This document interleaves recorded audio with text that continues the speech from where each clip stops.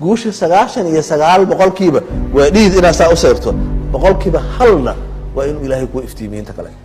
Said what leads to success, and I felt really badly because I couldn't give her a good answer. What is success? When I go to different universities and I meet different students, this is the first question that I ask. What is success to you? hadafkeenu nolosha kalena waa maxay si markaynu ku guuleysanana inuu raano hebel noloshiibu ku guuleystay. waa suuragal in qof walba dhinac ka eego fasiraada guusha.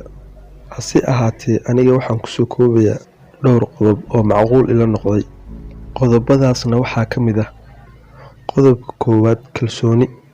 runtii waa qodobka ugu xooga badan ee aynu ku tilmaami karno isku kalsoonaan iyo naftaada oo aad ku kalsoonaato oo aad rumaysato inaad tahay qof u qalmo guushan ama hawshan aad qabanaysid. waliba naftaadana aad ka dhaadhiciso inaad wax kasta qaban kardho, aamintana in waxaan yihiin wax fudud, waayo wax walba alla gacantiisa ayay ku jiraan. runtii adiga un dadaalka badi, ilaahay qofkii dadaala ma uu dayaco. lambarka labaad, ficil.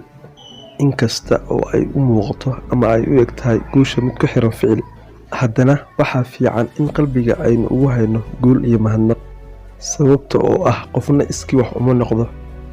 qof walba si uu uga dhaweeyo guushan wuxuu u baahan yahay ficil, waliba mid joogto ah. runtii dad badan ayaana jecel inay ka qayb qaataan horumarkaaga iyo guulahaaga. waxaadna ku ogaanaysaa inaad guulaysta tahay. khalad ayaad samaynaysaa, ma joojinaysid, haddana waad sii soconaysaa ilaa aad ka gungaarto.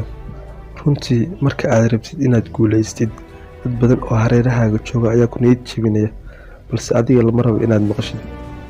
oo waxaa la rabaa markasta inaad horey u socotid oo horeydaada eegtid. lambarka saddexaad, daacadnimo. dadaal kasta oo aad samaynaysid, haddii aadan daacad ka ahayn ama aadan daacad u ahayn, runtii ma noqon doontid mid guulaysta. waxaa fiican si aad u guulaysato inaad mar walba noqoto qof daacad ah, ujeedadaaduna tahay mid sharaf leh, xitaa haddii lagu xayndaago. lambarka afraad, abateed.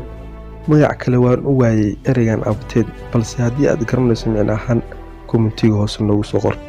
runtii qofka shaqada uu qabanayo u soo jeeda dhabna ay ka tahay ayaa mar walba ku guulaysta ciyaaraha, laakiin wada shaqaynta aad la leedahay iyo sirta aad helayso ayaa kaa dhigaya mid ku guulaysta horyaalka oo dhan. runtii noqo qof furfuran oo u soo jeeda hawshan si aad uga dhabayso himiladaada. lambarka shanaad, diyaar ahow. guusha waa inaad diyaar u noqotaa markasta adigoo sugaya fursadaada. haddii kale waxaad noqon doontaa qof fursadiisa eryaday. noqo mid mar walba feejigan oo u diyaar ah guusha. intaas ayaynu kusoo gabagabaynaynaa saaxiibayaal. mahadsanidin.